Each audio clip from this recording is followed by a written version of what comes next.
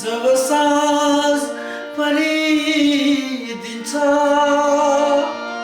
कल्पनाले सताउँछ तिमीदेखि टाढा कहिले पनि सक्दिन जीवन बिताउन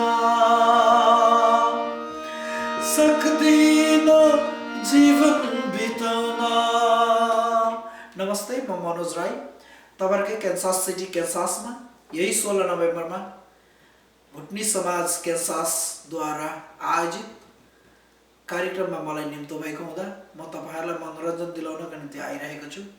यहाँहरु सबैजना उपस्थित भई कार्यक्रमको शोभा बढाइदिन हुन म हार्दिक अनुरोध गर्दछु। धन्यवाद।